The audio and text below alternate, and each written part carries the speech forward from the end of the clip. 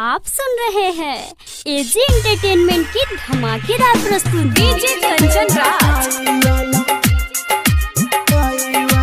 हाजीपुर वैशाली। पीछा आज के बाद दोसर लड़की के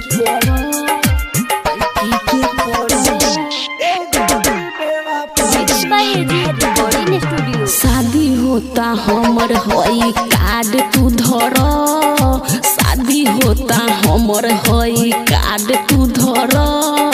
रानी बेवफाई वाला बात ना कर, ए गोरी बेवफाई वाला बात ना कर। पीछा आज के बाद दोसर लड़की के पड़।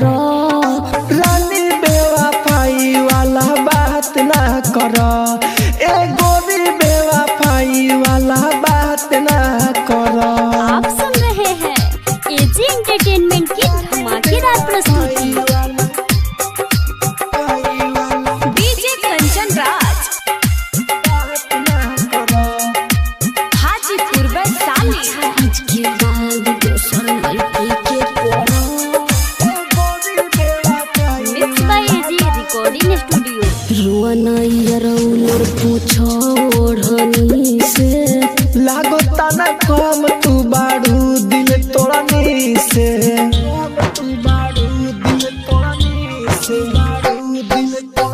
रुआना रउलर पूछो ओढ़नी से, लागता ना कम तू बाड़ू दिल तोड़नी से। मोबाइल लेला अपन आगे लेखा नजर।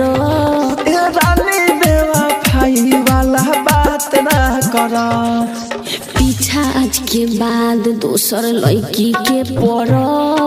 रानी बेवफाई वाला बात ना कर। आप सुन रहे हैं एजी एंटरटेनमेंट की धमाकेदार प्रस्तुति। Hajipur Vaishali. Mix by AG recording studio. सच कहतानी हम राहुल राजधानी, कैसे बदल गइलू इतना जल्दी रानी, इतना जल्दी रानी, इतना जल्दी रानी। सच कहतानी हम राहुल राजधानी, कैसे बदल गइलू इतना जल्दी रानी। देवेंद्र शिवानी प अब तुहू ना मर। रानी बेवफाई वाला बात ना कर। पीछा आज के बाद दोसर लड़की के पड़।